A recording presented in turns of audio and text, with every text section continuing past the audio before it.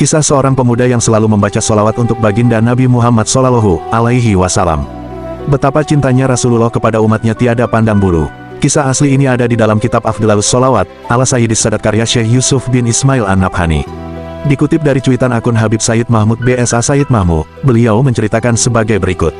Pada suatu ketika, di musim haji, Sufyan Ats-Tsauri rahimahullah tengah melaksanakan tawaf di Baitullah.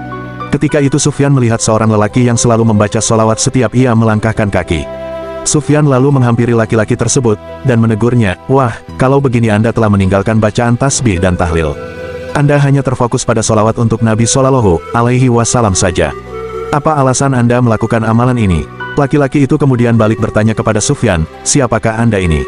Semoga Allah Subhanahu wa Ta'ala memberikan Anda karunia kesehatan dan keselamatan." Sufyan rahimahullah menjawab, "Aku Sufyan Ats-Tsauri." Laki-laki itu berkata, "Baiklah, akan saya ceritakan kisah saya.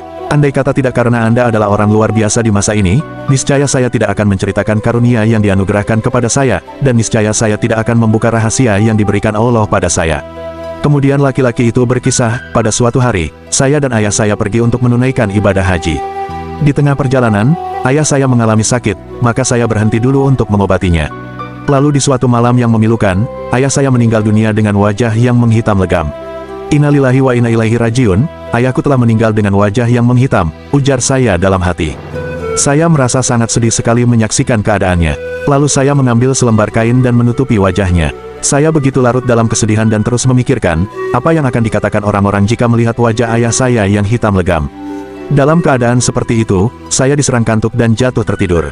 Tiba-tiba saya bermimpi melihat seorang laki-laki yang sangat tampan. Belum pernah saya melihat laki-laki setampan itu seumur hidup saya. Pakaiannya begitu bersih dan dari tubuhnya tercium aroma yang sangat harum, bukan seperti wewangian biasa. Kemudian laki-laki itu melangkah menuju jasad ayah saya dan membuka kain penutup wajahnya. Lalu laki-laki itu mengusapkan telapak tangannya ke wajah ayah saya. Maka tiba-tiba saja wajah ayah saya menjadi putih bersinar-sinar. Ketika laki-laki itu hendak beranjak pergi, saya memegang bajunya dan bertanya, "Wahai hamba Allah, siapakah Anda, yang telah dikaruniai Allah Subhanahu wa Ta'ala untuk menyelamatkan ayah saya dan melenyapkan kegundahan di hati saya?"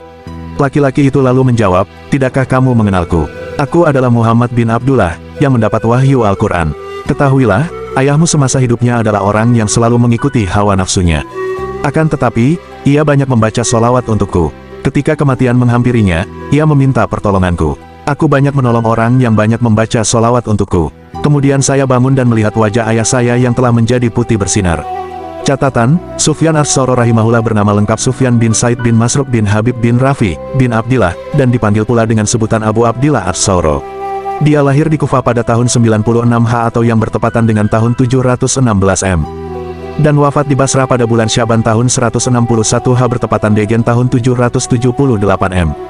Dia tercatat sebagai adalah salah seorang tokoh ulama di masanya, imam dalam bidang hadits juga bidang keilmuan lainnya, terkenal juga sebagai pribadi yang wara, zuhud, dan ahli fikih. Wallahu alam.